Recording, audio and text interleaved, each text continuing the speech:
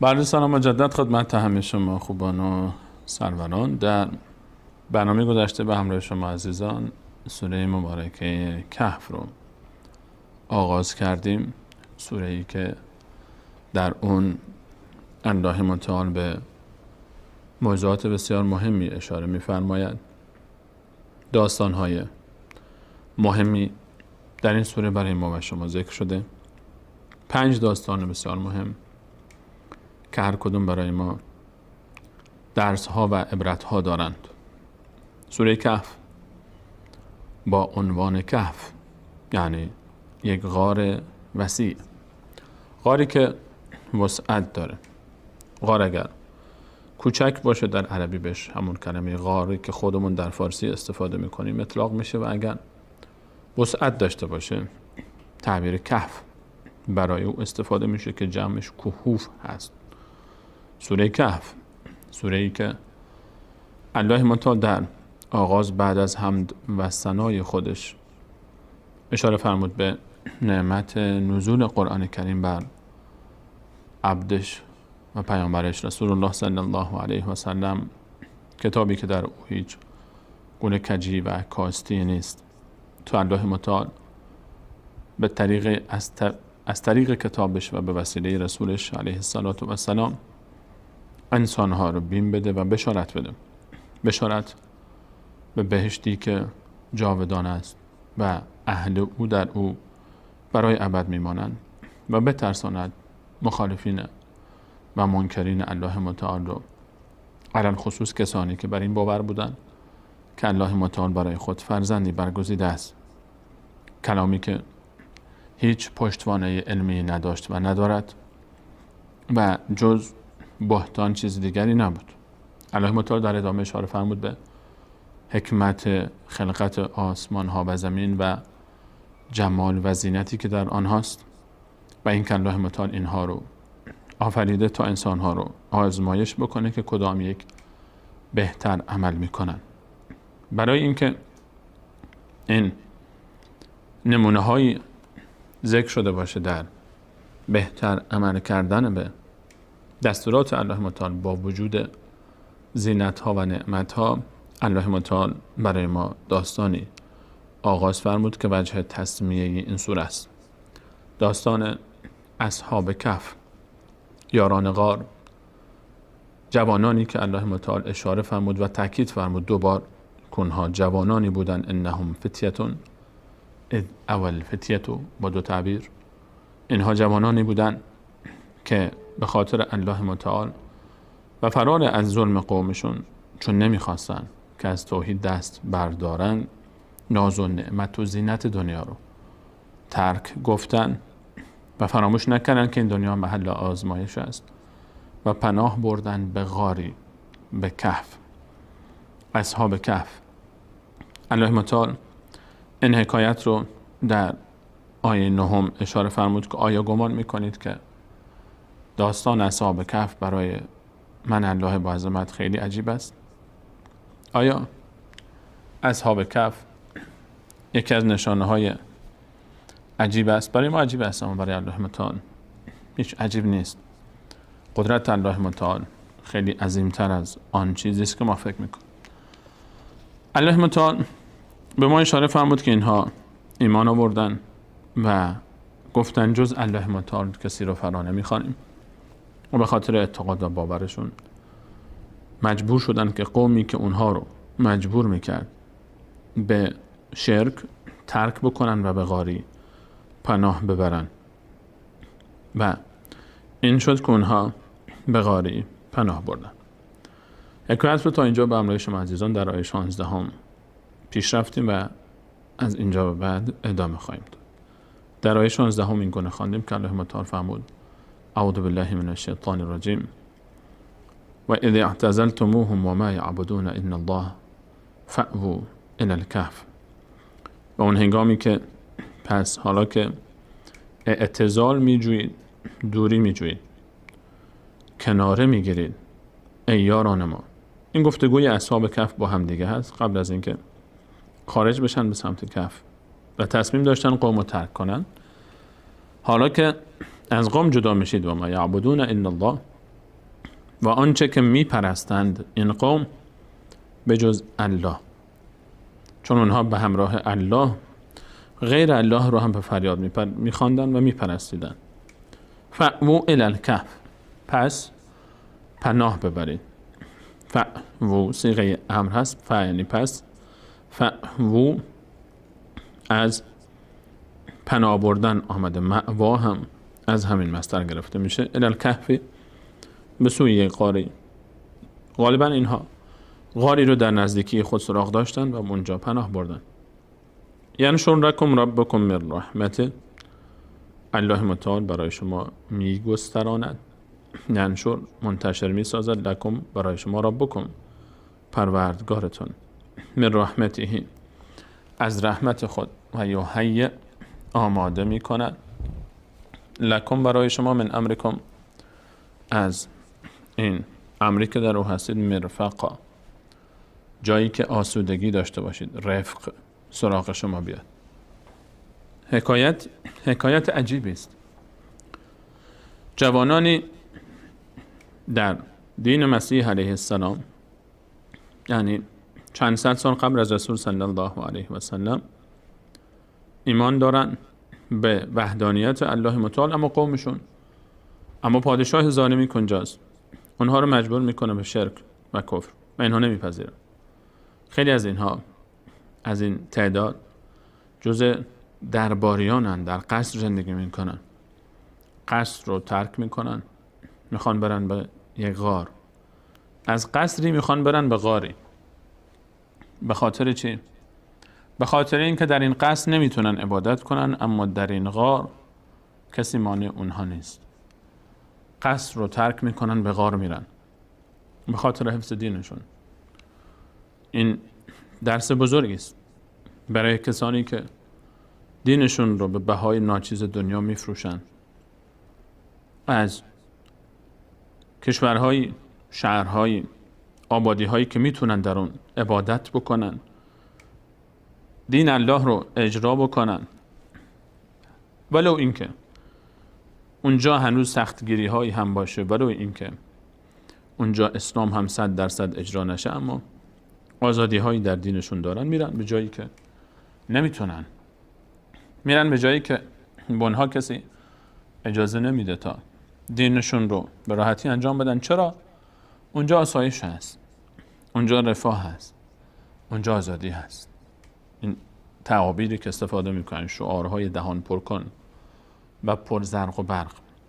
من حکایتم، خطاب من، همه این عزیزانی که سفر میکنن به شرق و غرب به بهانه اینکه اونجا آسایش و آرامش هست، همه نه، اما غالبا این گونه است متاسفانه، که خیلی از کسانی که از کشورهای اسلامی میرن، خارج میشن و میرن به سمت غرب علل خصوص، اینها به چه نیتی میرن؟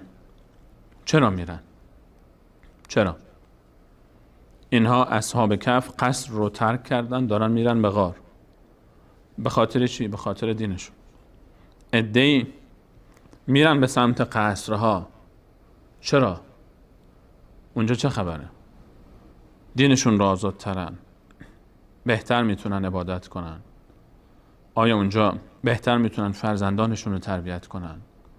آیا اونجا فضای دینی پررنگتره، سالمتره، فحشا کمتره، بی‌حجابی کمتره، فرصت برای حجاب دار بودن مناسبتره؟ کدوم یکی از این هست؟ هر کسی با خودش بشینه و فکر بکنه. هر کسی خودش کلاه خودش رو قاضی کنه به چه نیتی داره میره. یستخفون من الناس ولا یستخفون من الله.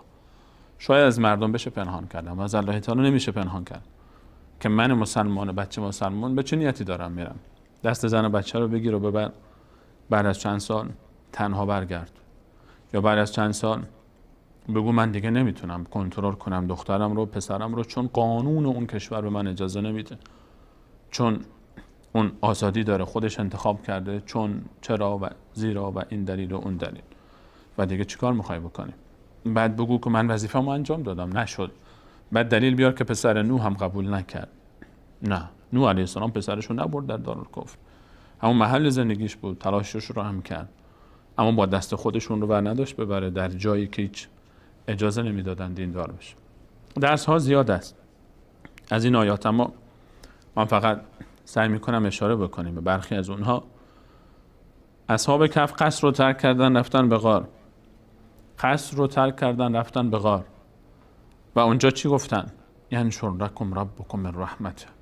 قبل از اینکه برن ایمان دارن، مطمئنن که وقتی انسان در راه الله قدم میزنه والذین جاهدوا فینا لنهدینهم سبلنا، کسانی که در راه من الله با عظمت قدم برمیدارند و تلاش میکنن راه فلاح و رستگاری رو به اونها الله متعال نشون میده، اونها رو تنها نمیذاره. و من یهاجر فی سبیل الله یجد فی الارض مراغما کثیرا و سعه. کسی که به خاطر دینش، به خاطر عبادتش، به خاطر الله، به خاطر اینکه بهتر بتونه عبادت بکنه، هجرت بکنه، الله تعالی برای اون بستر رو فراهم میکنه، ولو اینکه به غاری فرو بره، ولو اینکه داخل غاری پناه ببره. ینشر لکم ربکم من رحمته، منتشر میکنه. ینشر لکم، وسعت میده الله تعالی، از همه طرف رحمت میفرسته. آزمایش میشه اما سرانجامش خوب است و نیک است. و هیئ لکم من امرکم مرفقا، ولو اینکه داخل غاری باشن برای اونها بستر فراهم میکنه. اینها رفتن با ایمان به الله تعالی که الله تعالی در این غار از اونها حمایت خواهد کرد، به مانند رسول صلی الله علیه و سلم و یار غارش صدیق اکبر. اون لحظه ای که فرمود لا تحزن ان الله معنا، نگران و اندوهگین نباشه ای ابوبکر که الله با من و توست، الله با ماست. ما ظنک باثنین الله ثالثهما. فرمود ای ابوبکر نظر چیست درباره دو نفری که الله سومی آنهاست؟ الله وقتی با انسان باشه دیگه چه غم داره، وقتی الله با ماست چه غم داریم. این معنی توکله. ینشر لکم ربکم من رحمته و یهیئ لکم من امرکم مرفقا. رفتن داخل غار. این غار الله متعال بنده های مخلصی، جوانانی، دلدادگانی به الله حرکت کردند و به دنیا پشت پا زدند، قصر رو ترک کردن، زینت و تجمل و نعمت و قدرت رو و تمام جمال و تزیینی که اطرافشون بود، تمام آنچه که چشم پر میکرد و دل رو میرو بود، ول کردن به خاطر الله. رفتن داخل غار. اینها رفتن داخل غار، سر رو گذاشتن استراحت بکنن. مشغول استراحت شدن. چند ساعت گذشت، نصف روز، شب شد، صبح آفتاب طلوع کرد، دوباره شب شد، غروب کرد، دوباره طلوع کرد، دوباره غروب کرد و طلوع کرد و غروب کرد و طلوع کرد و غروب کرد. نزدیک 10,000 مرتبه آفتاب طلوع کرد و غروب کرد، اما اینها همچنان در خوابند. در غار 10,000 مرتبه، نزدیک به 10,000 مرتبه، 300 سال خوابیدند در غار. 300 سال. هر روز آفتاب طلوع میکنه و غروب میکنه. و ترى الشمس اذا طلعت تزاور عن كهفهم ذات الیمین. و میبینی خورشید رو. الان ما رو الله متعال میبره داخل این حکایت. دوربین الان میره دم در غار. میریم با شما دم غار، غار اصحاب کهف. و ترى الشمس، وقتی دم در غار بیستی این گونه میبینی خورشید رو. و ترى الشمس، میبینی خورشید رو. اذا طلعت، وقتی که طلوع میکنه. تزاور عن کهفهم، مایل میشه نورش از غار اینها ذات الیمین، به سمت راست غار اینها میره. الان وقتی که دم در غار اینها میستی، خورشید که طلوع میکنه، خورشید داره میاد بالا، میبینی که نور میفته به سمت راست غار اینها. غار اینها به سمت شمال بود. از این آیه این گونه برداشت میشه. بسیار از مفسرین من جمله علامه ابن کثیر رحمه الله، امام ابن کثیر این گونه برداشت کرده که غار به جهت شماله. وقتی که از شرق، این جهت شمال، اگر روبروی من جهت شمال باشه، آفتاب از سمت راست طلوع میکنه، از اینجا میاد بالا. وقتی که طلوع میکنه میفته این طرف غار، این طرف، یعنی اگر روبروی غار بستی میشه سمت راست غار. نور خورشید میفته این طرف. و ترى الشمس اذا طلعت تزاوروا عن كهفهم ذات اليمين. این فرجه داخل دهانه غار، آفتاب از این ور که طلوع میکنه نورش میخوره به سمت راست دیواره داخلی غار. و ترى الشمس اذا طلعت تزاوروا عن كهفهم ذات اليمين. طلوع که میکنه میفته این طرف، آفتاب میره بالا وسط و از اون طرف که میخواد غروب بکنه. و اذا غربت، وقتی که غروب میکنه آفتاب که به سمت غروب نزدیک میشه، تقرضهم ذات الشمال، میبینی که عدول میکنه. تقرضهم یعنی عدول میکنه، متمایل میشه باز. ذات الشمال به سمت چپ، شمال یعنی چپ، ذات الشمال سمت چپ. خورشید وقتی که طلوع میکنه از سمت راست میاد بالا، آفتاب میفته سمت راست غار، اما داخل نمیره، دهانه به سمت شماله. چون به سمت شماله آفتاب از شرق که میاد، نور داخل مستقیم داخل غار نمیره، دیواره داخلی غار رو میگیره اما مستقیم نمیره داخل غار. اگر غار به سمت شرق میبود نور کامل میرفت داخل غار، اگر به سمت غرب هم میبود از بعد از ظهر کامل نور میومد، یعنی کل غار رو میافتاد رو خود اصحاب غار. اما نور این گونه نیست. غار به سمت شماله، وقتی خورشید طلوع میکنه آفتاب میفته سمت راست. وقتی ما روبروی غار ایستاده باشیم و شاهد این ماجرا باشیم، خورشید که طلوع کرد آفتاب رو میبینیم که به دیواره داخلی غار میخوره سمت راستش. وقتی میخواد غروب کنه و اذا غربت تقرضهم ذات الشمال، لحظه غروب خورشید که این طرف در میاد نور به دیواره سمت چپ غار میخوره و نور مستقیم داخل نمیره. هر روز خورشید طلوع میکنه و غروب میکنه و نور به سمت راست غار میخوره و سمت چپ غار میخوره و داخل غار نمیره. و اینها کجان؟ و هم فی فجوة من، اینها در فراخی داخل غارن. فجوه و هم آنها فی در فجوه، گشایش، گشادگی، فراخی. فجوة من در داخل اون منطقه گشادگی غارن.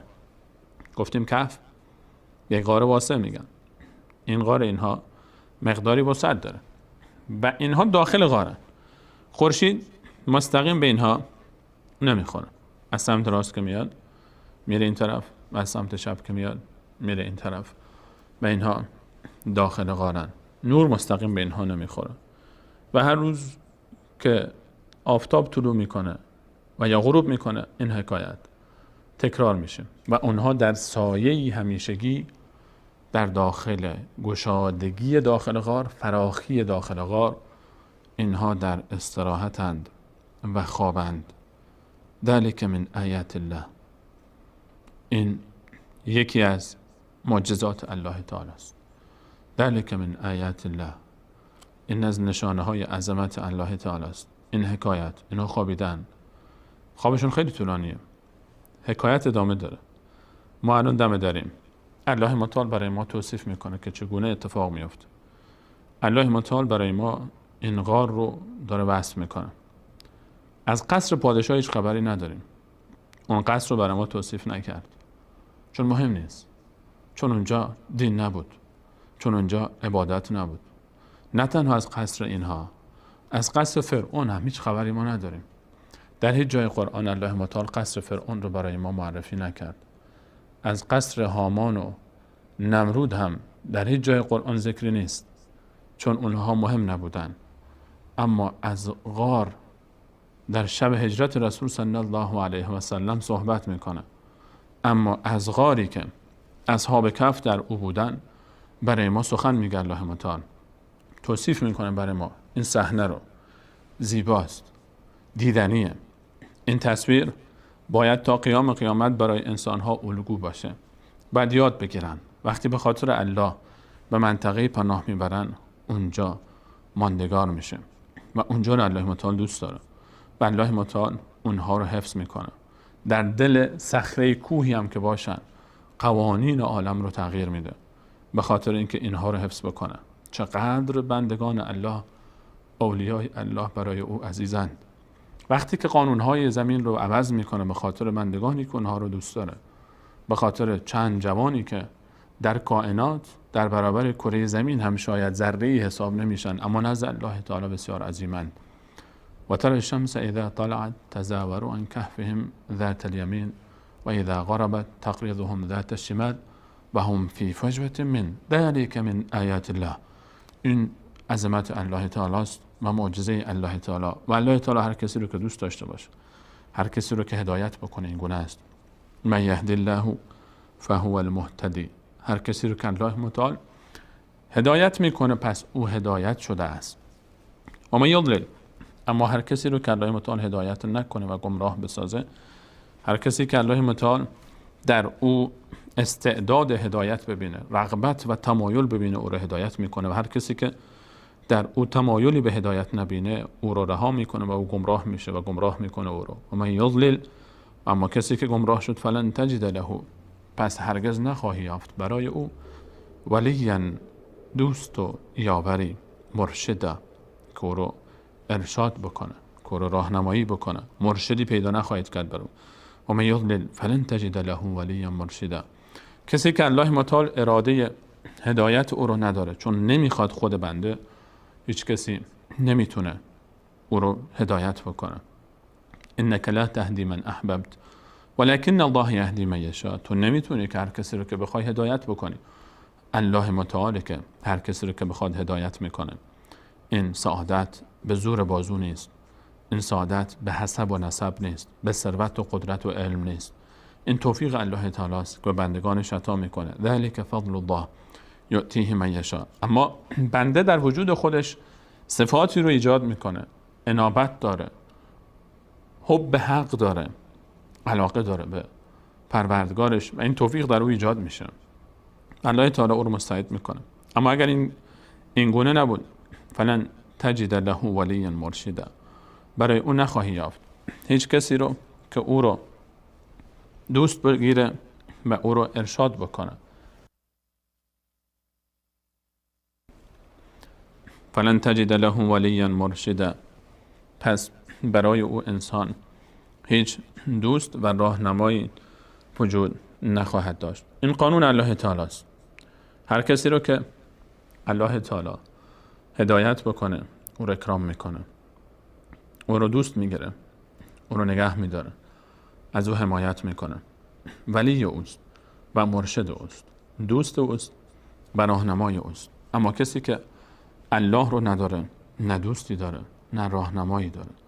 ره یافتگان حقیقی کسانی هستند که الله رو دریافتن و شناختن و به الله رسیدن، به دنبال الله هستند. لن ندعو من دونه الها. این شعار اصحاب کهف هست. در آیات ابتدایی این سوره الله متعال برج پوزش، الله متعال مهمترین شعار اصحاب کهف رو برای ما بیان فرمود. لن ندعو من دونه الها. به غیر از الله متعال هیچ کسی رو ما فرا نمیخوانیم. کسی که با الله باشه این گونه است، هیبت داره. الله متعال در دل او هیبت میگذاره، در دل او محبت میگذاره، در دل او علاقه میگذاره، توکل میگذاره. اینها در غار شروع کردن به استراحت کردن. الله متعال فرمود خورشید وقتی طلوع میکرد سمت راست غارشون رو روشن میکرد، وقتی غروب میکرد سمت چپش رو روشن میکرد و اینها پیوسته در سایه بودن. اما اگر داخل غار بریم حکایت چیست؟ دم در غار رو الله متعال برای ما توصیف کرد و ترى الشمس، میدیده خورشید را. اما اگر میرفتیم داخل چی میدیدیم؟ در اون زمانی که اینها در خوابن، اینها چند مدتی است خوابیدن، سال هاست خوابیدن. اگر کسی می آمد دم در غار وارد میشد چی میدید؟ این رو هم الله متعال برای ما توصیف میکن. و تحسبهم ایقاظا و هم رقود. و اونها رو میپنداشتی، گمان میکردی که بیدارن. ایقاظ جمع یقظ به معنای بیدار. اونها رو این گونه میپنداشتی که بیدارند.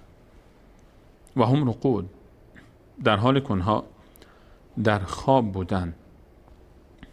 اونها در خواب بودن. رقود، مرقد، اینها از یک مصدرن، آرامگاه، جایی که انسان میخوابه.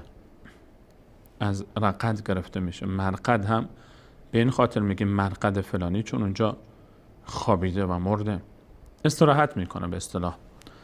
و هم رقود و تحسبهم ایقاظا و هم رقود، و آنها را بیدار میپنداشتی در حالی که خواب بودند.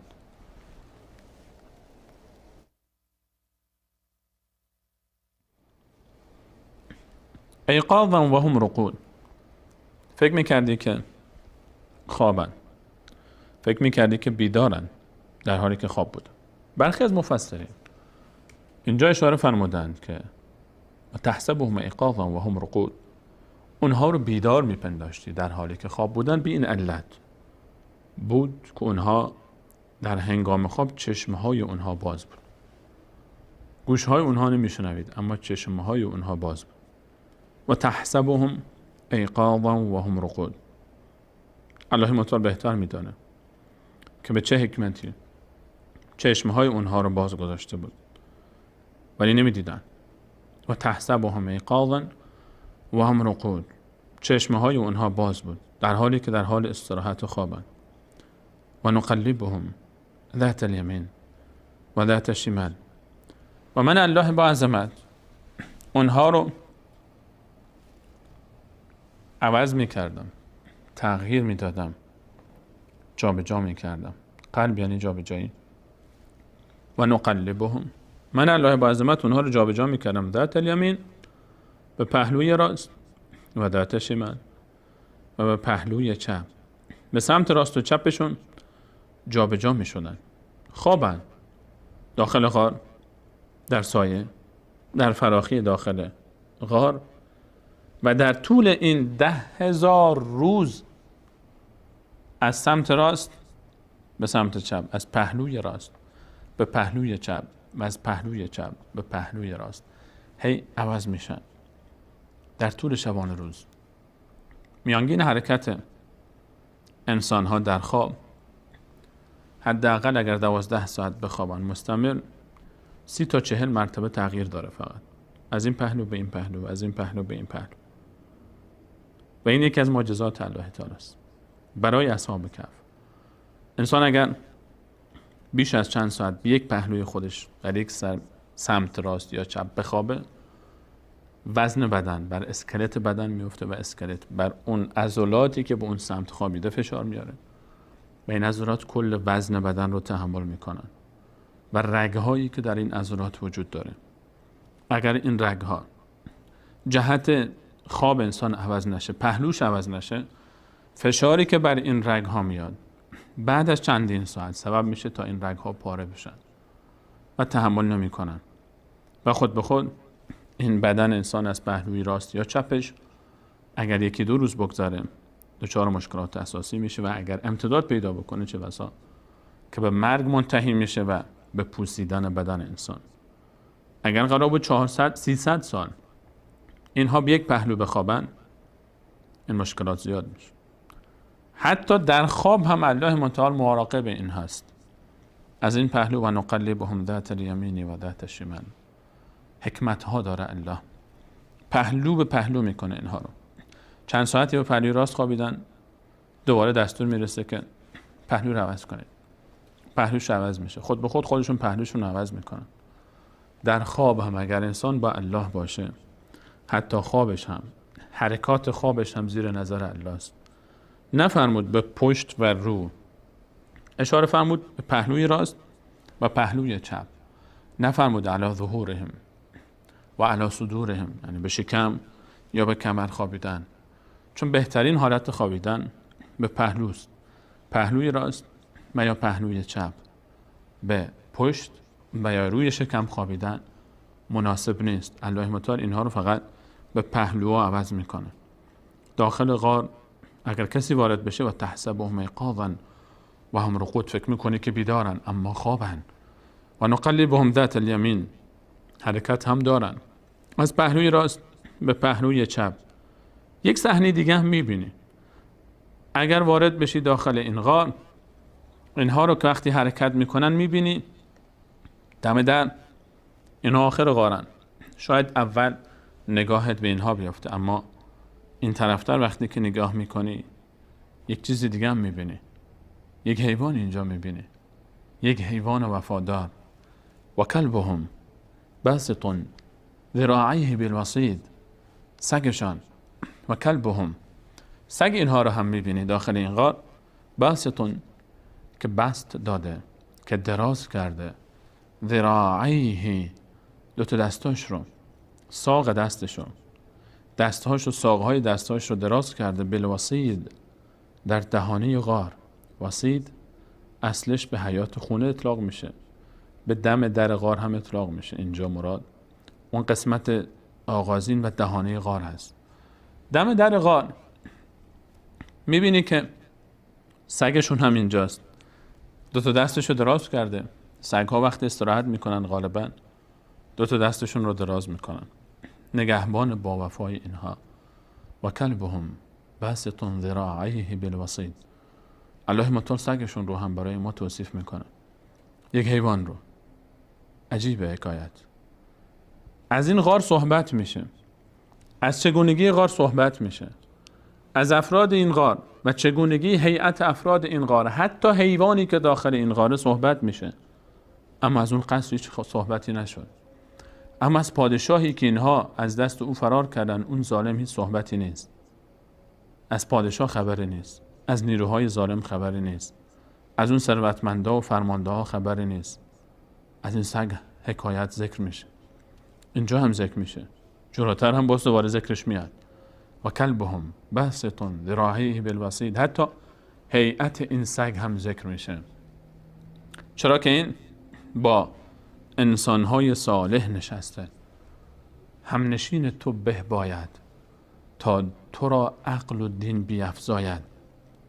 پسر نوح با بدان بنشست، خاندان نبوتش گم شد. سگ اصحاب کهف روزی چند پی نیکان گرفت و مردم شد. صحبت صالح تو را صالح کند، صحبت طالح تو را طالح کند. همنشین انسان اگر خوب باشه، انسان از همنشینش اثر میگیره. در عطاری وقتی انسان وارد میشه، عطر فروشی، اگر عطر هم نخره، بوی خوش عطر به مشامش میرسه. سگ اصحاب کهف، الله متعال از سگ اونها تعریف میکنه، اما از پادشاه زمانشون هیچ اسمی در سوره کهف نیست.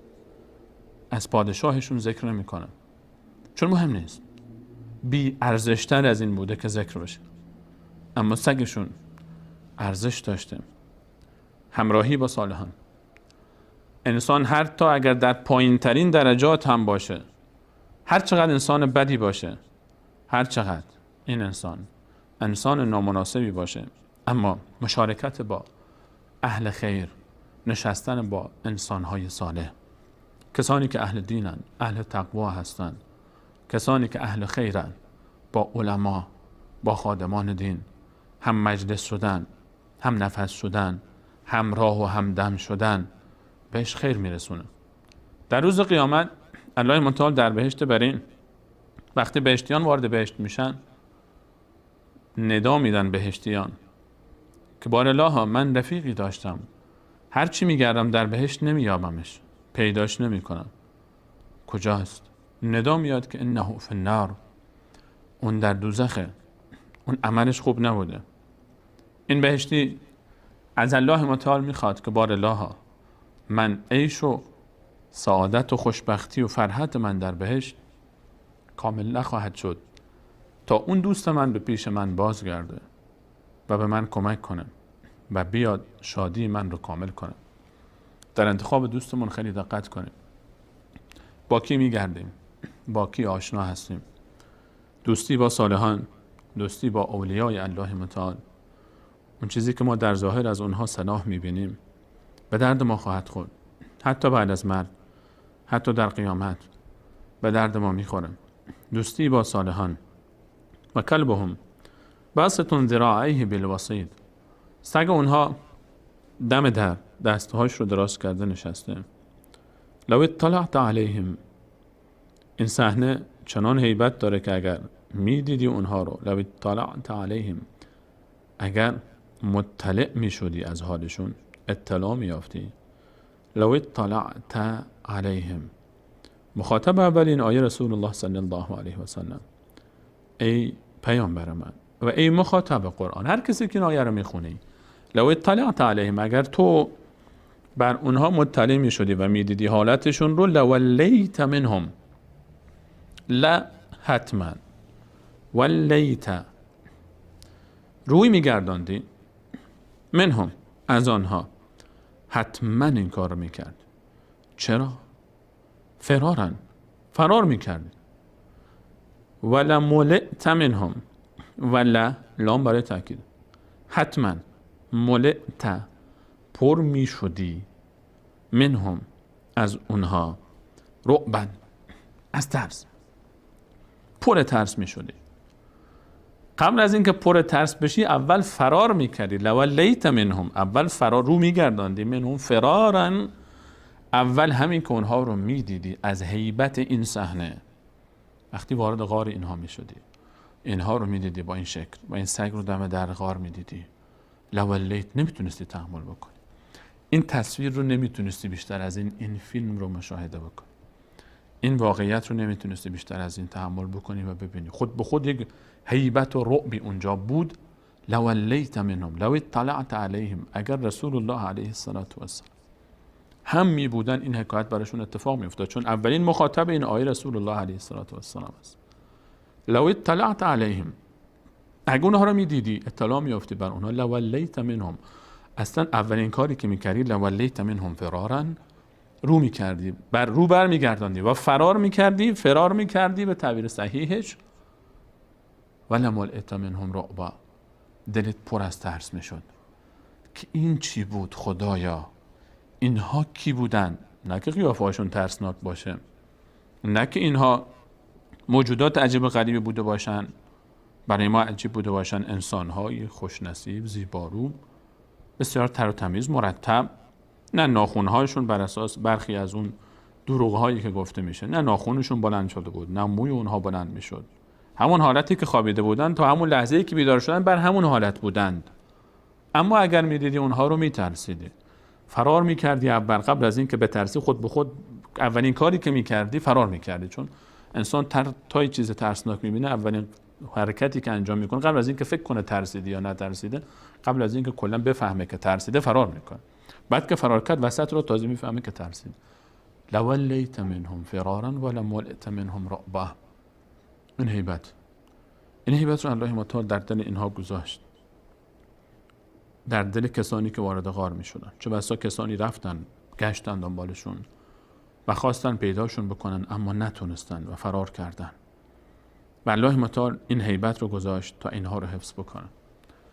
این هیبت رو الله متعال گذاشت تا این بندگانش اینجا باشن. هر کسی که می رفت، اینها رفتن در غار. چند نفرن؟ جلوتر ذکر میشه حکایتش. خانواده هایی دارن، پدر دارن، مادر دارن، خواهر و برادر دارن، برخی از اینا همسر دارن، قوم و فامیل دارن، گم شدن. یه دنبال اینها میگردن. وقتی که انسان غیب میشه یک دفعه، خب کس و کاری داره، میگردن، میان پیدا بکنن کجا هستن.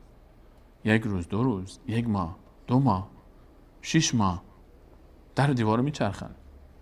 اگر کسی هم تا دم در غار اومده باشه که گفته باشه شاید اینجا باشن، لولیت منهم فرارا ولملئت منهم رعبا، دیده و قبل از اینکه یک نگاه بیاندازه، قبل از اینکه اینها رو ببینه ترسیده و فرار کرده. اصلا همین خود اطلاع یافتن به جای اینها، همین که میومده دم در غار، میترسیده، جرئت نمیکرده داخل بره. گشتن و نیافتن. 1 سال، 2 سال، 3 سال گم شدن. هیچ اثری از اونها نیست. داخل غار حکایت چیست؟ چند نفری خوابن. خورشید طلوع میکنه، آفتاب اینور میفته، آفتاب اونور میفته، روی اینها نمیفته، چشماشون بازه، خوابیدن، از این پهلو به اون پهلو، از اون پهلو به این پهلو. اون حیوانم دم در خوابیده. و تحسبهم ایقاظا و هم رقود، انگار که اصلا بیدارن در حالی که خوابن. این حکایت داخل غاره. هر روز همین حکایت داره تکرار میشه. هر هفته و هر ماه و هر سال و هر قرن، 3 قرن متوالی، 300 سال این حکایت تکرار میشه برای کسانی که داخل غارن. 10,000 روز، بیش از 10,000 روز این حکایت تکرار میشه. بیرون غار چه اتفاقی میفته؟ بریم بیرون. الان بیایم تو شهر. چند نفر گم شدن و رفتن. مردم دنبال اینها گشتن، نیافتن. چند نفری دم غار هم رفتن، ترسیدن، برگشتن، نتونستن داخل برن. مطمئن هم نیستن که اینا اینجا هن. گم شدن. خانواده ها، پدر، مادر، خواهر و برادر و همسر بزرگ شدن، فوت کردن. داغ فراق اینها باقی موند. گذشت و گذشت. این نسل بزرگ شد، فوت کرد. پادشاه هم رفت، ظالم هم رفت. چند نفر دیگری هم اینجا بودن، ایمان داشتن. اونها هم شروع کردن به دعوت و فعالیت. حکایت گذشته، نسل بعدی اومد، اونها هم رفتن. اونها می گفتن که ما قبل از ما یک نسلی بود، عموهای ما، پسر عموهای ما، پدر و بزرگهای ما، پدر ما گم شدن. هیچ اثری از اونها پیدا نشد. مرده و زندهشون پیدا نشد. رفتن. اون نسلم رفت. نسل سوم اومد. 300 سال شوخی نیست. 300 سال گذشت. نسل اومد و رفت، نسل بعدی آمد و رفت، نسل سوم آمد و رفت یا نرفت. به هر حال 300 سال گذشت. 300 سال بیرون گذشت. بیرون الان شهر کلا یک شهر جدیده. 300 سال بعد یک شهری بگذاره، طبیعتا هر چقدر هم پیشرفت اونجا کم باشه، باز هم خیلی تغییر خواهد کرد. در 3 قرن انسان‌های جدیدی اومدن. گفته میشه که حتی دینشون عوض شد، پایبند شدن به دین. الان باید عزیزان غار باید بیدار بشن. بعد از 300 سال، 300 سالی که خورشید طلوع میکنه و غروب میکنه و اینها در داخل این غار نفس میکشن. آب هم نخوردن، غذا هم نخوردند و اینها در این 300 سال نیاز به غذای حاجت هم نداشتن. اگر این داستان در این کتاب عظیم ذکر نمیشد، باورش با عقل ما خیلی سخت بود. خیلی مشکل انسان بدون اعتقاد به وحی بودن این داستان که از طرف الله تعالی است و صدق هست و حقیقت است، باور کنه که انسانی در غاری 300 سال میخوابه بدون اینکه غذا بخوره و یا آب بخوره، بدون اینکه ناخونش بلند بشه، بدون اینکه موی او بلند بشه، بدون اینکه این سبیلش حتی بلند بشه، بدون اینکه این انسان لباسش از بین بره، بدون اینکه این انسان هیچ تغییری در وجودش ایجاد بشه و 300 سال هی این طرف اون طرف میچرخه. 10,000 روز حتی اون حیوان هم همونجا سر جاش استراحت میکنن. بعد 300 سال بیدار میشن. 300 سال، 10,000 روز. انسان 12 ساعت اگر میخوابه، بعد از 12 ساعت که بیدار میشه اوه چقدر خوابیدم. اگر یک روز انسان بخوابه که دیگه فاجعه است برای اطرافیان، چه برسه 10,000 روز بخواب. بیدار شدن. 3 قرن گذشت. اینجا که قبرستان نسل اونها رو و نسل بعد اونها رو و نسل بعد اونها رو هم شاید فرا گرفت، اما اینها هنوز خوابند. الان باید بیدار بشن. بعد از 300 سال الله متعال مالک الملک، اینها به غار رفتن، شهر عوض شد، زمانه عوض شد، نسل عوض شد، اما اینها عوض نشدند. الله به خاطر اینها زمان رو عوض کرد، شهر رو عوض کرد، مکان رو عوض کرد، قانونهای خودش رو برای اینها در زمین عوض کرد تا اینها رو نجات بده، تا درس ها بده به ما که وقتی با الله باشی الله با توست. بیدار شدن. و کذالک بعثناهم، و این گونه من الله با عظمت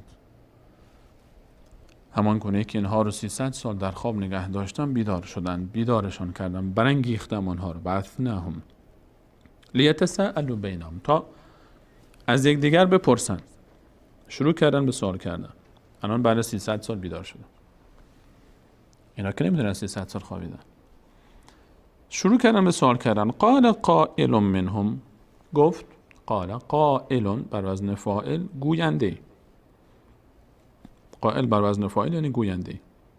یکی از اینا گفت قال قائل منهم، یک گوینده از اینها گفت کم لبثتم، چقدر، کم یعنی چقدر، لبثتم چقدر ما شما موندیم اینجا، چقدر گذشت. خیلی جالبه حکایت. انسان 300 سال بخوابه بعدش بیدار بشه نفهمه که 300 سال خوابه. خیلی حرف 300 سال، 10,000 روز. قال سوال میپرسن دیگه، الان بیدار شد. از این آیه که از هم دیگه پرسیدن کم لبثتم، یکی فرمود که یکی از اینها چقدر گذشت، چقدر خوابیدیم، به نظر شما چقدر خوابیدین؟ این یعنی چی؟ یعنی وقتی که به ظاهر خودشون نگاه میکنن دستاشون هیچ اثری از تغییر نیست. مو همون موه، دست همون دست، ناخون همون ناخونه، یعنی لباس حتی همون لباسه. خود این سوال کم لبثتم و جوابی که بعدش میاد دلالت بر این داره که در ظاهر اینها هیچ تغییری وجود نیامده، همون جوری ماندن، همون گونه صحیح و سالم. قالو، پاسخ رو بشنوید. لبثنا یوما و بعض یوم، گذراندیم یک روز یا نصف روزی، یک بخشی از روز رو. شاید حالا فکر کردن انا خواب بیدار شدن بعد از 10,000 روز، گفتن که یک روز، نه یک روز نشده، نصف روز. از این صحبت یک روز یا نصف روز مشخصه که نه تغییری در لباس اینهاست، نه تغییری در ظاهر اینهاست، نه تغییری در چهره اینهاست، نه حتی ناخونشون بلند نشد به اندازه‌ای که حتی احساس بکنن این ناخون من امروز کوچیک بود چرا انقدر بزرگ شده. هیچ اثری نیست. یومن و بعض یوم. چقدر عجیب حکایت گذر دنیا که 10,000 روز بگذره بر انسان و فکر کنه نصف روز گذشته. و این حقیقت دنیاست. كأنهم يوم يرونها لم يلبثوا إلا عشية أو ضحاها. الله متعال میفرماد اون لحظه‌ای که انسان‌ها از قبر برخیزن و به دنیای خودشون نگاه میکنن، این گونه فکر میکنن که فقط فاصله یک صبح تا شبی بیشتر زنده نبودند و این یک نمونه عینی است. انسان‌های 300 سال خوابیدن، بعد بیدار شدن، بعد الان از همدیگه میپرسن چقدر گذشته؟ 300 سال گذشته؟ 10,000 روز گذشته؟ اینا میگن یک روز، نصف روز.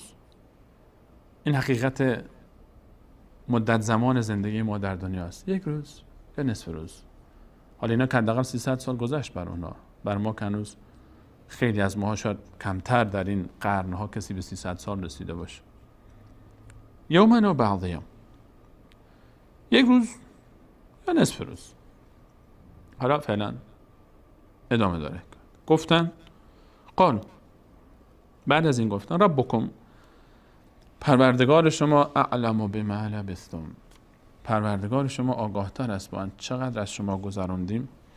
اعلمه، الله آگاه تر به ما، الله آگاه تر است که چقدر گذراندیم. زمین عوض شد و زمان عوض شد اما اعتقاد عوض نشد. همون اعتقاد، هنوز موحدن. زمینشون عوض شده، بیرونش، شهر و دیارشون 3 قرن گذشت، زمان 300 سال گذشت، اما از اعتقاد اینها هیچ تغییری در اعتقاد اینها ایجاد نشده. هنوز هم قالو ربکم، الله بهتر میتونه. به خاطر همین الله رفتن به این غار و الله اونها رو یک معجزه قرار داد، نشانی بر قدرت و عظمت خود. ربکم اعلم بما لبثتم، این موحد، الله بهتر میدونه که چقدر گذشته. الان چی گفتن؟ قالو ربکم اعلم بما لبثتم فبعثوا، پس بفرستید، احدکم، یکی از شما، از خودتون، بورقکم هذه، بورق، ورق جمع ورق است به معنای سکه های نقره‌ای. فبعثوا احدکم، یکی رو بفرستید، بورقکم، با این نقره هایی که پیش شما، سکه های نقره، هذه بورقکم هذه، به سکه های نقره‌ای که اینجاست، مقدار پولی که با خودشون برده بودن برای احتیاط، الی المدینه، به سمت شهر. مدینه یعنی شهر.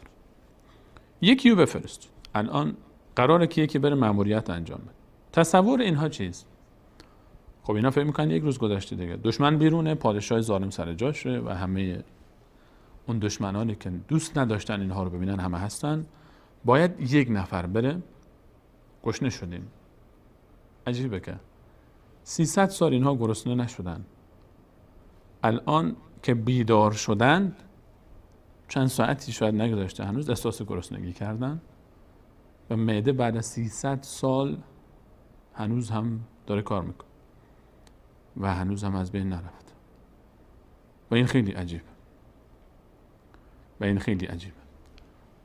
گفتن آقا بفرستید فبعثوا احدکم، یکی رو بفرستید، یک، همه با هم نه، یکی. وقتی که شرایط خطر است، یکی مأموریت یک نفر کافی است. وقتی میتونه یک نفر انجام بده نیازی نیست که همه برن، همه نیروها یک جا صرف بشن، یک نفر بفرستید تمام کار انجام میده. فبعثوا احدکم بورقکم هذه الى المدینه. چیکار باید بکنین آقا؟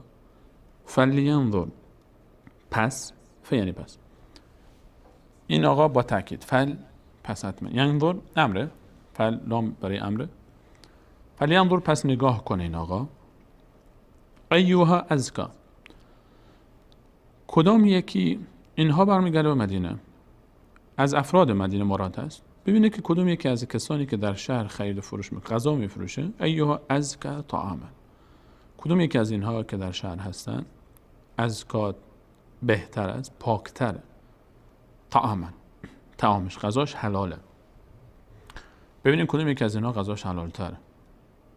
فلیأتکم برزق من، پس بیاره برای شما، رزقی من، از اون آدم. چند نکته. فلینظر ایها ازکا طعاما، یک نفر بره دقت کنه، خوب نگاه کنه کدوم یکی از این افرادی که رستوران دارن، به تعبیر خودمون اونایی که غذا میفروشن غذاش پاکتره، حلاله، گوشتش حلاله، اگر نوشیدنی میاره حلال باشه، اگر هر چی میخره مال حلال باشه، چون میدونن که این شهر درش کافر زیاد هست، مشرک زیاد هست. اون شهری که اونها ازش 300 سال پیش بیرون رفته بودند، بره چیکار بکنه؟ ازکا طعاما، وضعیت خطرناک است برای اینها که خبر ندارن اونجا شهر عوض شد. در این شهر کی بود؟ دشمن بود، به دنبالشون هستن، تعقیبشون میکنن، دنبالشون میگردن. از دید اینها در این شرایط سخت هم حتی فراموش نکردن که مال حلال باید بخورن. نگفتن خب حالا دیگه در این شرایط حالا چه سخت گرفته، برو اولین مغازه‌ای که گیر اومد بخر بیار گشنمونو بخوریم دیگه، حالا من برم و بگردم و منو پیدا بکنن و بگیرن و ببندن و بزنن. نخیر، این دینه. به خاطر همین اینا بیرون شدن اصلا، به خاطر همین اینا 300 سال در غاران گشت نمیدونن هنوز که 300 سال گذشت. به خاطر همین اینها قومو ول کردن که مثل اونها نباشن، حرامخور نباشن، مشرک نباشن. قرار نیست در شرایط سخت انسان دینش رو و دیانتش رو و اعتقادش رو و باورش رو ترک بکنه. قرار نیست تا یک مقداری انسان در مشکل افتاد، در مصیبت افتاد، یک مقداری دست انسان تنگ شد بره دزدی بکنه، تا انسان به فقر خورد دیگه دینش هم یادش بره، خداش هم یادش بره، اصولش هم یادش بره، به بهانه این که من کار میکنم روزش هم بخوره، بره زکات هم نده و این کارم نکنه اون کارم نکنه. این آزمایشه دیگه. فلینظر ایها ازکا طعاما فلیأتکم برزق منه، بیاره یک رزقی، نگفتن طعام بیاره، رزقی از طرف الله تعالی. همه نعمت‌های الله تعالی رزق است، هر اون چیزی که الله تعالی به انسان میده رزقه. فلیأتکم برزق من، برزق یک مقداری بیاره. یک نکته لطیفی در این آیه است، وقتی انسان میره برای خرید، فلیأتکم برزق من، بخشی از اون چیزی رو که اون شخص داره بگیرید بیارید. اینطور نشسته 4 نفر آمدن از یک کسی میوه میخوان بخرن، مثلا آقا 20 کیلو میوه داره، یک نفر میاد خبرم داره که 4 نفر دیگه هم میخوان بخرن، همه 20 کیلو رو بردار برو، همه‌شو بردار، برای بقیه چی نمونه. میره دم نونوایی 8 تا نون هست و این با 2 تا نون مشکلش حل میشه فعلا، اما قراره که 4 تا دیگر رو ذخیره کنه برای خودش، یخچال بگذاره. 3 نفر دیگه هم تو صف هستن، نون دیگه هم نیست، هر 8 تا رو بردار ببر. خب اینها چی؟ اینا هم هستن. کمی بعد رعایت کرد.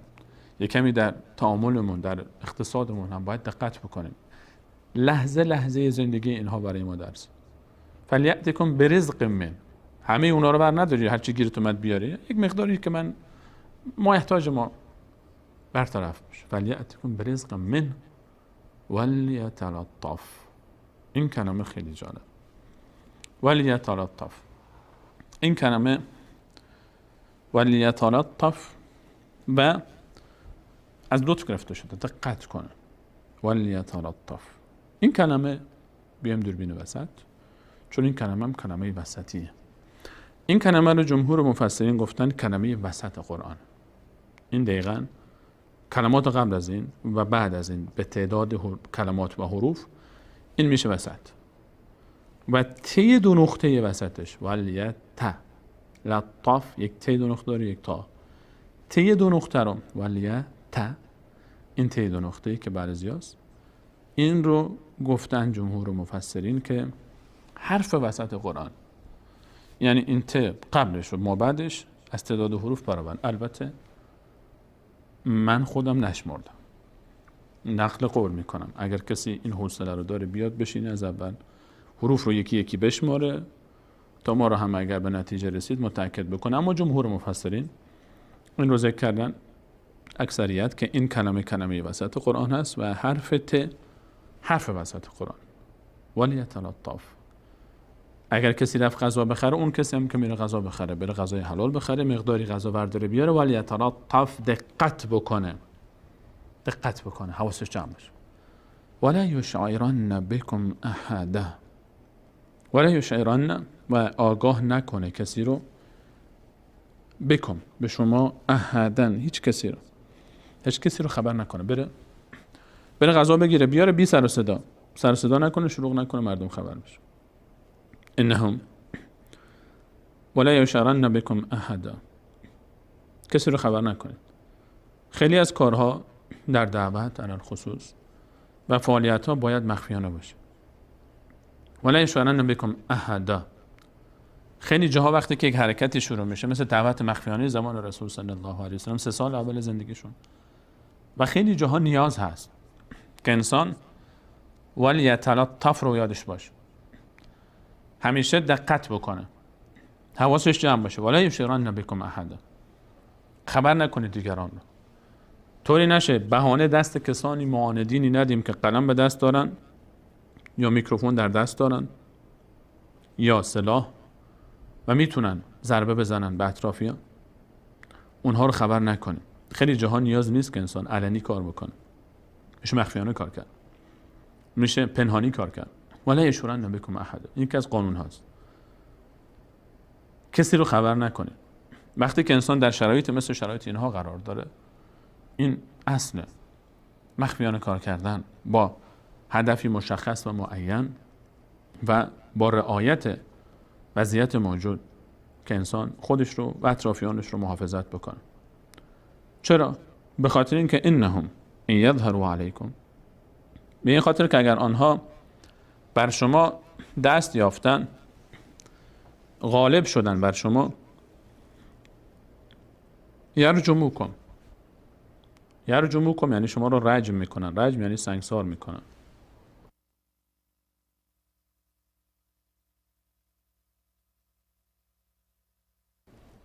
یرجموکم یعنی شما رو سنگسار میکنن. اگر اینها دست پیدا بکنن به شما، شما رو سنگسار میکنن، عذاب میکنن، میکشن. او یعیدوکم، یا اینکه شما رو باز میگردونن. یعیدوکم از اعاده گرفته میشه، یعنی بازگرداندن، تکرار، بازگشت. یعیدوکم، یا شما رو باز میگردانن فی ملتهم، به دین خودشون. ولن، و اون لحظه اگر این گونه بشه که شما به دین اونها بازگردید، ولن تفلحوا اذا ابدا، پس هرگز رستگار نخواهید شد. ولن تفلحوا، هرگز رستگار نمیشید اون لحظه، اذا ابدا، هیچ عمر امکان نداره رستگار بشه. اگر دشمنشون خبر بشه شما رو میکشن، کاملا طبیعی است. اگر در مسیر توحید و در مسیر دعوت کسانی منتظر کشتنت هستن، این طبیعت راه، هیچ نگران نباش و نترس از کسانی که تهدیدت میکنن به کشته شدن.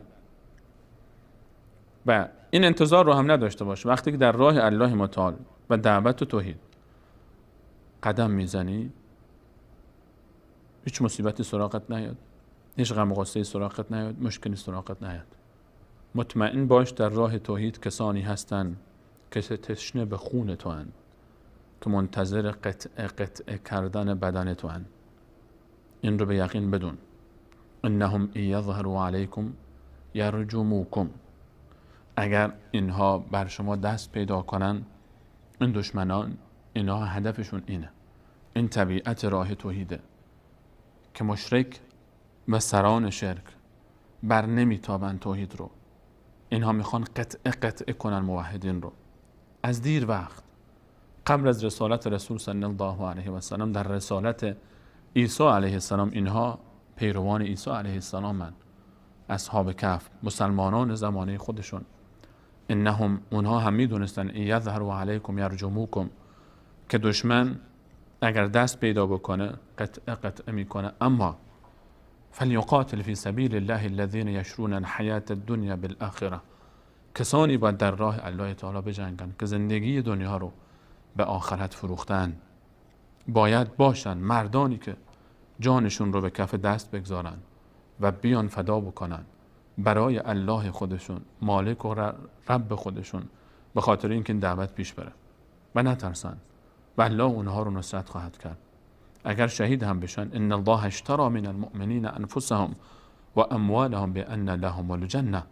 الله جانها و مالهای مؤمنین رو از اونها میخره و در مقابل به اونها جنت میده. شهادت افتخار است، نباید ترسید. انهم ولو اینکه یظهروا علیکم یرجموکم، اگر بر شما مسلط بشن شما رو میکشن، سنگسار میکنن، بدترین نوع کشتن.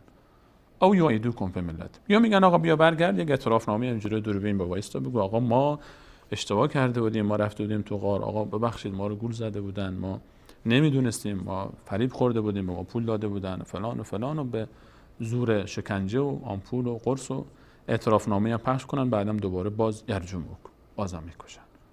اما اگر از دین برگشتید ولن تفلحوا اذن ابدا، هرگز رستگار نخواهید. اصحاب کهف 300 سال حدود 10,000 روز در غار خوابیدند. بعد از اینکه بیدار شدند پرسیدن آقا چند روز خوابیدیم؟ گفتند 1 روز یا نصف روزی، بیشتر نخوابیدیم. گفتند الله بهتر میدونه، آقا گشنمونه، بفرستیم یکی بره غذا بگیره، غذای پاک، و با این چند نقره‌ای که پیش ما هست، سکه‌های نقره‌ای که داشتن، یکی بره بگرده ببینه غذای خوب پاک، ازکا طعاما، هم میتونه معنای حلال بودن رو بده، هم معنای لذیذ بودن. یک غذای دبشه خوشمزه توپ پیدا کنید آقا بزنیم تو رگ. 300 ساله که گشنمونه و گرچه 300 سال احساس گشنگی نکردن، الان که بیدار شدن تازه بعد از 300 سال میخوان که غذای نوش جان کنن.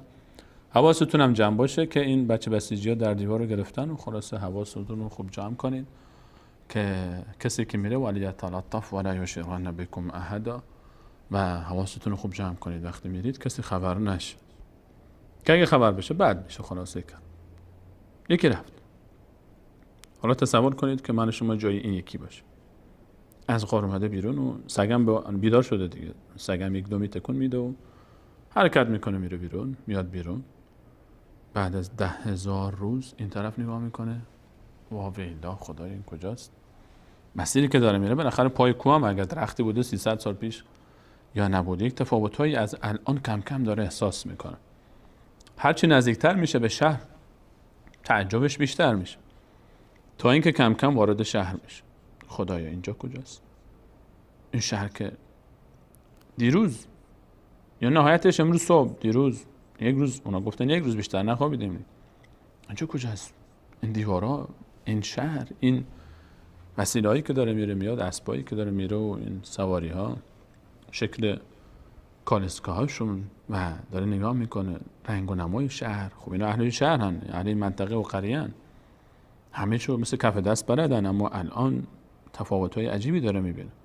انسان یک جای 10 سال نمیره، بعد از 10 سال میاد میره اینجا خیابونی بود، الان چرا اینجا میدونی شده، این ساختمونه اینجا، اونجا اینطور بود، اینجا اینطور بود. حالا چه برسه که به 300 سال بعد. با تمام تعجبهاش و به هر حال میره دیگه. حالا خود این در حالتی که این ولی خدا چه حالتی داره و چه احساسی داره، به خودش شک میکنه. چی شده؟ من چیزیم شده، من خواب میبینم، من دیوونگی سراغ من اومده، این شهر چرا اینطوری شده، این شهر دیگه ای من رفتم، اشتباهی اومدیم. یک به هر حال داخل میشه به شهر با هر تمام تناقضاتی که در درون داره میبینه و احساس میکنه و تخیل میکنه وارد میشه با احتیاط، چون گفتن آقا مواظب باش، فکر میکنه هنوز همون شهره و همون حکومته و نمیدونه که 300 سال گذشته و چهره‌ها رو نگاه میکنه، هیچ کسی رو نمیشناسه، این مغازه ها عوض شده، پاساژ درست شده و این طرف نگاه میکنه، اون طرف نگاه میکنه، هیچ اثری از اون زندگی گذشته نیست. اما بالاخره الان هر چقدر هم تعجب بکنی یک وظیفه ای داره، بالاخره الان اینا رو که حتما منتظر زودتر برگرده بگه که آقا اینجوری شده و حالا اگر به اونها بگه اونها قبول میکنن، میگن دیوانه شدی تو، چی میگی؟ با این وجود الان یه چیزی میخره، خلاصه گرسنن و یه چیزی باید بخره، میگرده میاد یک جایی میخواد میوه‌ای بخره، پول میاره، پولش رو نشون میده 300 سال پیش، سکه 300 سال پیشه، به اینا نگاه میکنن، اینا نمیشناسن، قیافه رو نگاه میکنن، لباسش با لباس اینا حتی شاید فرق بکنه، 300 سال بگذره خیلی وقتها لباس 20 سال پیش 15 سال پیش الان ما نگاه میکنیم، 20 سال پیش شلوارها اگر پاره بود کسی نمیپوشید، خجالت میکشیدن، الان مد شده و این پارگی امروز به روز داره بیشتر میشه. هر چه لباس پاره تره، مدلش بالا کلاس تره، قیمتش هم بیشتره. اینطوری پیش بره فکر کنم تا 40 50 سال دیگه اصلا کلا دیگه بقیه‌شو نگ. لباس ها هم در 300 400 سال خود به خود عوض شده حتما دیگه، یک چهره عجیب، قیافه عجیب، تیپ عجیب، مدل مو حتی عوض میشه، خیلی چیزا عوض میشه. الان این ولی خدا که اسمشون رو هم نمیدونیم و مهم نیست، چون کارش مهم بوده برای الله متعال و ذکر کرده، اسمشون هم برامون ذکر نکرده و میتونه ذکر بکنه، اما کارشون مهمه برای ما درس. میره و غذا بخره، نشون میده سکه رو، سکه مال 300 سال پیشه. صاحب مغازه فکر میکنه این تفاصیل در قرآن نیست، این تفاصیل اینجا نیست، اینها رو مفسرین از برخی از کتب دیگه مثل تورات، انجیل و روایت هایی که اشاره شده به این موضوع ذکر کرده. میاد و فکر میکنن گنج پیدا کرده، میپرسن آقا از کجا بردی این رو؟ گنج پیدا کردی؟ این از کجا بردی؟ نه من به خدا قسم گنج کجا بود آقا، این پول دیروزه، من جیبم گذاشته بودم آورده بودم، حکومت دیروز، هنوز عوض شده و همه چی عوض میشه. خلاصه نفر بعدی همین حکایت، این آقا رو میگیرن میبرن پیش پادشاه جدید و این انسان اونجا که میره تعامل جدید میبینه و انسانی رو میبینه که مشرک نیست و کافر نیست، اون انسان قبلی نیست، اون قصر نیست، انسان ها همه عوض شدن. خلاصه یک کلام وقتی ازش میپرسن که حکایت چیست، میگه آقا من و دوستانم دیروز رفتیم در داخل غار، من فلانیم، اون فلانیه، اون فلانی چند نفر بودیم، به این دلیل رفتیم، من نمیدونم چی شده، من اومدم بیرون همه چی عوض شده، نمیدونم من خواب میبینم، اتفاقی افتاده. الان که اینها اسمها رو میشنون، حکایت رو میفهمن، غار، چند نفر، حکایت ها زنده میشه. بله 3 قرنه که این داستان نسل به نسل داره منتقل میشه به حدیث روز است و سخن روز و محفل که همچین کسانی بودن، گم شده ها پیدا شدن اما باور نمی کنن. جمعی با اینها میان دم غار و اینها رو میبینند و اینها دم غار میان و همه خبر میشن و باور نمی کنن که 300 سال گذشته، اما حقیقتی است که باید بپذیرن و میان بیرون. این گونه است که اینها خارج میشه. الله متعال از اینجا بعد داستان رو ادامه فرمایید برای ما بیان میکنه در آیه 21.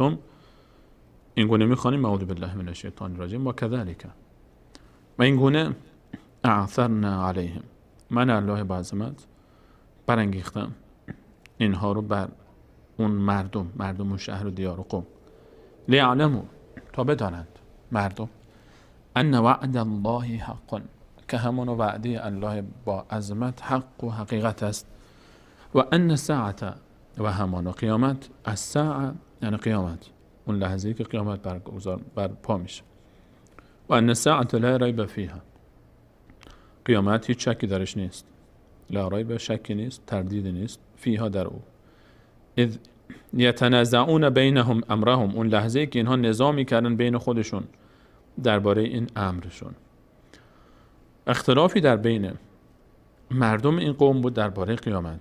عده‌ای منکر قیامت بودن که اصلا قیامتی نیست، عده‌ای منکر نبودن، منکر معاد جسمانی بودن که قیامت هست اما با روح نه با جسم، جسم نمیاد، فقط روحه که اونجا نعمت میبینه یا عذاب میبینه. و عده‌ای هم قائل به این بودن که قیامت با جسم و روح هست و این گروه سوم صحیح ترینشون بودن و این اختلاف بین اونها وجود داشت. اینجا الله متعال اشاره می‌فرماید یتنازعون بینهم امرهم، یک از تفاسیر این هست که اینها در این موضوع با هم نزاع داشتن.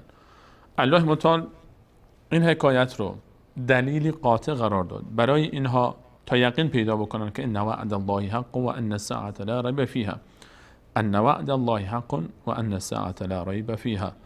اینها دیگه یقین پیدا کردن. وقتی که 300 سال الله متعال چند نفر رو داخل غار زنده نگه می‌داره و خوابیدن، نه غذایی نه آبی، و 300 سال بدن اینها بدون غذا و بدون آب میتونه که بمانه و زنده بمانند و حتی حیوان اونها و سگ اونها، این الله با عظمت میتونه که بعد از مرگ هم دوباره جسمهای اینها رو، جسمهای انسانها رو ولو اینکه پوسیدن دوباره احیا بکنه و دوباره خلق بکنه و جسم و روح دوباره زنده بشن. این که الله متعال فرمود و کذالک اثرنا علیهم لیعلموا، یقین پیدا بکنن بدونن که وعده الله تعالی بر حق است و روز قیامت آمدنی است و سرانجام به این نزاعشون پایان بدن.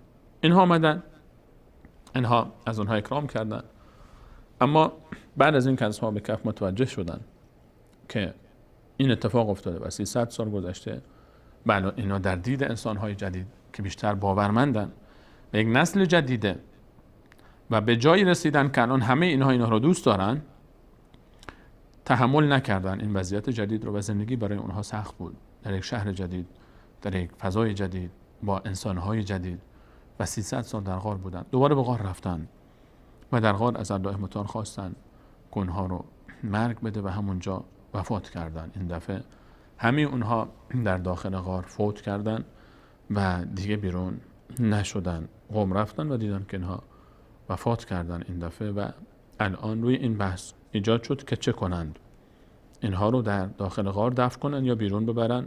و الله متعال اشاره میکنه به این مشاوره و بحثی که بین اونها قوم ایجاد شد درباره بر نحوه به خاک سپاری این اولیای الله متعال. فقالوا، و گفتن، یا میتونیم بگیم اذ یتنازعون بینهم امرهم، نزاع کردن بین خودشون در این امر که با جنازه ها چه کنیم. اگر این رو به جمله قبل ربط بدیم هم درست در میاد معنا و اگر به بعد هم ربط بدیم باز هم مشکلی در معنا ایجاد نمیکنه. فقالوا، و گفتن، فقالوا ابنوا علیهم، ادعی گفتن ابنوا، بنا کنیم علیهم، ابنوا علیهم بنیانا، یک دیوار محکمی رو دم در غار میزنیم، حالا که اینا داخل غارن در غار رو میبندیم و میبندیمش، همونجا میشه قبر اینا. ربهم اعلم بهم، پروردگار اینها به اونها آگاه تر است. اینها را الله تعالی خواسته که اینجا مرگ بده و داخل غار هم فوت کردن، این دفعه مردن و همینجا در غار رو میبندیم و همین میشه مقبره اونها و قبر اونها.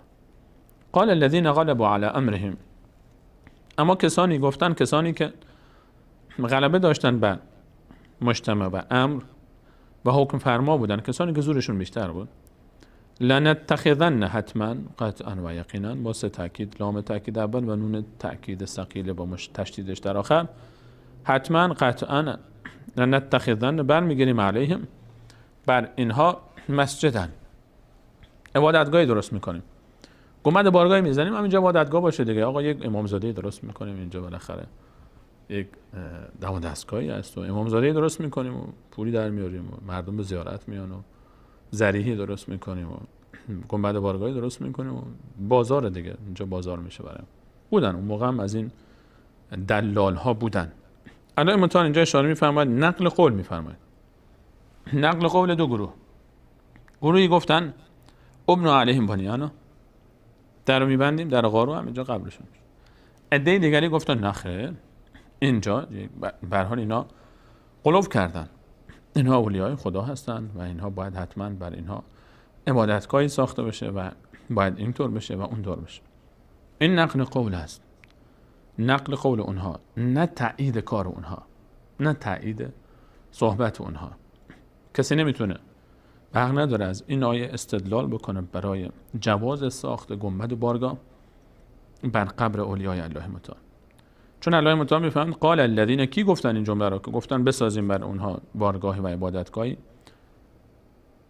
الذین غلبوا علی امرهم، کسانی که زور داشتن و تایید نکرده الله متعال صحبت اونها رو. و در روایات رسول صلی الله علیه و سلم که صحیح است، رسول الله فرمودن لعن الله اليهود و النصارى اتخذوا قبور انبیائهم مساجد. الله متعال یهودیان و مسیحیان رو لعنت کرده. به چه سبب؟ به این خاطر که اونها قبر انبیاء خود رو مسجد درست کردن، محل عبادت ساختن، عبادتگاه درست کردن، معبد ساختن، گنبد و بارگاه درست کردن و این شرعاً جایز نیست. و احادیث روایت رسول صلی الله علیه و سلم بر این اتفاق داره، متفق علیه بین شیعه و سنی است و کل امت اسلامی، مصادر صحیح، تمام صحابه و اهل بیت علیهم السلام و ائمه بزرگوار اهل سنت بر این اتفاق دارن که ساختن بارگاه و گنبد بر سر قبرها جایز نیست و حرام است این کار. و روایت‌های صحیح در این باب فراوان است. الله متعال لعنت کرده کسانی رو که این کار میکنن و اینجا هم نقل قولی است و نه جواز بر کار اونها، بلکه الله متعال میفهمد کسانی که زورشون بیشتر بود گفتن این کارو میکن. سیقولون ثلاثه رابعهم کلب، چند نفر بودن؟ این آیه به این موضوع اشاره میفهم.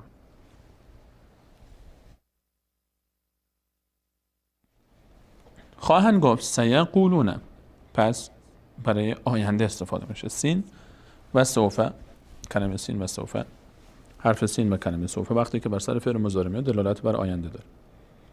در آینده خواهند گفت ادعی که سیقولون ثلاثه، سه نفر بودن، رابعهم کلبهم، چهارمی اونها سگ آنها بود. و یقولون خمسه، و خواهند گفت برخی خمسه، پنج تا بودن، سادسهم کلبهم، ششمی اونها سگ آنها بود. این سگ وقتی که با اولیای الله متعال همراه شد این هم 300 سال خوابید و اگر در کتاب رکوردهای گینس بخوان ثبت بکنن و اسم اصحاب کهف رو ثبت بکنن به عنوان کسانی که بیشتر از همه خوابیدن و از بین حیوانات هم این سگ رو بعد اسمش رو ثبت بکنن و الله متعال نام این سگ رو در قرآن ثبت کرد و به ما درس داد که همراهی با صالحین چقدر مفید است. حتی در شمارش تعدادشون یک حیوان هم در کنار اولیای خدا تعدادش روی اسم تعدادش داره ذکر میشه. خیلی عجیبه این حکایت. اونجا در غار هم وقت الله متعال معرفی کرد فرمود سگ رو، حتی هیئتش رو برای ما معرفی کرد و بیان کرد چه شکلی خوابیده بود. حتی اینجا هم در تعداد الان داره ذکر میشه. عجیبه که چند نفر بودن اصحاب قبر. بعضی میگن که 3 تا بودن، چهارمی سگشون بود. اگر به ما بگن چند نفر اومده بودن، مثلا چوپانی، چند تا چوپان بیان با سگ‌هاشون، آیا میگم 3 تا بودن، کسی از سگ‌هاشون ذکر نمیکنه. اما الله متعال اینجا ذکر میکنه که به ما نشون بده همراهی با صالحین هر چقدر درجه انسان پایین باشه برای انسان مفیده، به انسان ثمر میرسونه، انسان رو ماندگار میکنه. همراهی با صالحین. یا ایها الذین آمنوا اتقوا الله و کونوا مع الصادقین، ای کسانی که ایمان آوردید تقوا پیشه کنید و با صالحان باشید، با صادقان باشید، با خوبان باشید. بعضیا گفتن 3 نفر بودن، چهارمی سگشون بود. بعضیا گفتن نه خیر 5 نفر بودن، ششمی سگشون بود. رجما بالغیب و یقولون خمسه سادسهم کلبهم رجما بالغیب.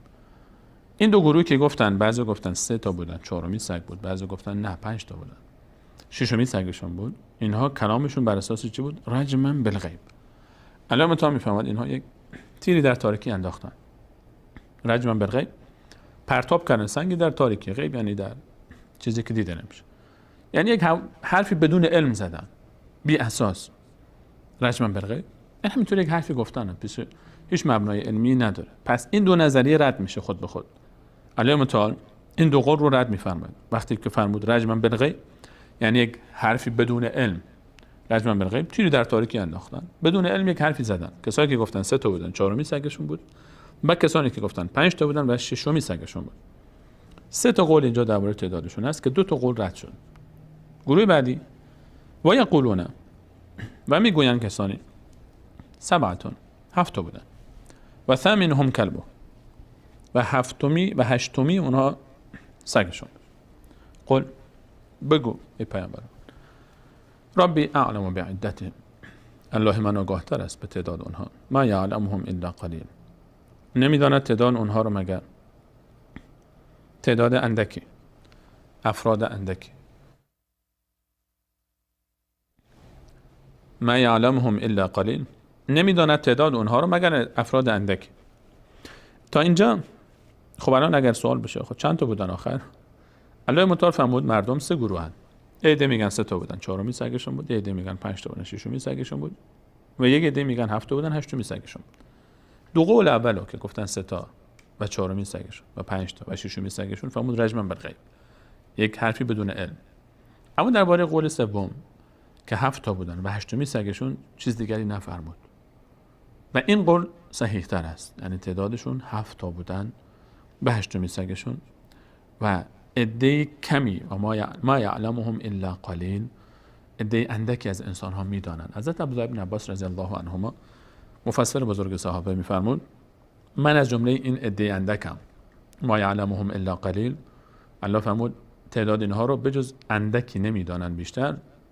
میفرمود من از جمله این اندک هستم و میدانم که تعدادشون 7 تا بود و هشتمی سگشون بود، چون الله تعالی دو قول اول رو رد کرد و فرمود در کل 3 تا قول بیشتر نیست. چون فرمود سیقولون، اینجوری خواهند گفت که این 3 تا قول رو ذکر، 3 تا و چهارمی سگشون، 5 تا و ششمی سگشون که این دو تا رد کرد و 7 تا و هشتمی سگشون رو رد نکرد.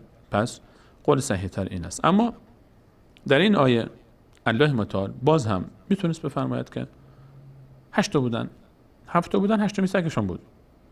این که الله متعال فرمود بعضی این گونه میگن، بعضی این گونه میگن بدون هیچ علمی و بعضی دیگه این گونه میگن، اشاره به یک موضوع دیگری داره که در ادامه میاد. الله متعال فرمود در ادامه فلا تمار فیهم الا مراء ظاهرا، فلا تمار، پس جدل نکن در این افراد با اونها الا مراء ظاهرا، مگر بحثی، مراء یعنی بحث، جدل، بحثی که ظاهر باشه، واقعیت باشه، بر اساس حقیقت باشه. اگر با اهل کتاب فیهم، اهل کتاب اینجا مراد هست، با اهل کتاب اگر درباره تعدادشون صحبت میکنی یا درباره اصحاب کهف، بحث و جدل زیاد طول نکش، صحبتی میکنی زیاد به تفاصیلش نپرداز، باشون زیاد موضوع رو کش نده، صحبتت هم بر مبنای علم و یقین باش، با استدلال های قاطع صحبت کن. اگر هر وقت صحبت میکنیم ولا تستفت فیهم منهم احدا، و استفتا نکن، نپرس، فتوا نپرس، از اونها طلب نکن علم رو درباره اینها. منهم فیهم درباره اصحاب کهف، منهم از اهل کتاب، احدا هیچ کسی رو، هیچی از اونها نپرس و از اونها درباره اینها خبر نگیر. این درسی که تا اینجا الله متعال به ما داد این بود که تعداد اینها مهم نیست، چند تا بودن مهم نیست، 3 تا بودن، 4 تا بودن، 3 تا بودن، چهارمی سگشون بود، 5 تا بودن، ششمی سگشون بود، 7 تا بودن، هشتمی سگشون بود، اینها مهم نیست. مهم اینه که اینها اولیای الله متعال بودن. فلا تمار فیهم الا مراء ظاهرا، درباره این موضوع صحبت نکن. اینها مهم نیست چند تا بودن، مهم اینه که کی بودند، مهم اینه که چه کردند، مهم اینه که چه میخواستند، مهم اینه که الله متعال با اینها چگونه رفتار کرد، مهم اینه که اینها چه درس هایی برای شما داشتند. کجا زندگی کردنش مهم نیست، مال کدوم منطقه بودن هم مهم نیست، پادشاهشون کی بود هم مهم نیست، اسمشون چی بود هم مهم نیست، تعدادشون چند تا بود هم مهم نیست. مهم اینه که اینها جوانانی بودن، موحد بودن، به خاطر الله متعال تمام زینت‌های دنیا رو ترک کردن، به غاری پناه بردن، به امید الله تعالی و توکل الله تعالی، و الله متعال به خاطر اینها قوانین خود را عوض کرد. 300 سال اینها رو در غار نگه داشت و بعد اینها رو خارج کرد و به بقیه درس داد که الله متعال قادر است قیامت رو برپا بکنه و قیامت برپا شدنی است. و اگر شما هم انسان‌های صالحی باشید به مانند اونها، الله متعال به خاطر شما هم قوانین خود را عوض خواهد کرد. با الله صادق باشید تا نام شما جاودانه بشه، ماندگار بشه. شما هم به مانند اصحاب کهف باشید. شما هم حتی سعی بکنید ولو این که اگر انسان خوبی نیستید همراه با صالحان باشید تا نام شما ماندگار بشه، تا ذکر شما بمونه. اینها درسایی است که ما از این آیات می‌گیریم. من دوست داشتم که موضوع رو ادامه بدیم تا آیات دیگری هم که هنوز درباره اصحاب کهف هست تکمیل بشه، اما وقت برنامه به پایان رسید و بیشتر از این وقت شما عزیزان رو هم نخواهیم گرفت. ان شاءالله آیات بعدی رو که پایان این داستان هست و شروع داستان دیگر در سوره مبارکه کهف ان شاءالله برنامه بعد می‌سپاریم. از اینکه تا این لحظه برنامه خودتون یاری کردید تشکر و سپاس دارم از همه شما عزیزان و از الله متعال خواهانیم تا به ما هم درک صحیح دین و توفیق فهم صحیح توحید و پرهیز از شرک و استقامت تا آخرین لحظه حیات و مسیر توحید رو عطا بفرماید تا بتونیم این عزیزان و دیگر اولیای الله متعال، انبیا، صدیقین و شهدا رو در بهشت برین ملاقات بکنیم. قبل از همه خود الله متعال و رضایت رو کسب بکنیم. برای همین گذشتگانمون بخشش، رحمت و مغفرت خواهیم و همه شما عزیزان رو به الله متعال میسپارم تا برنامه بعد. الله را نگهدار شما. أيا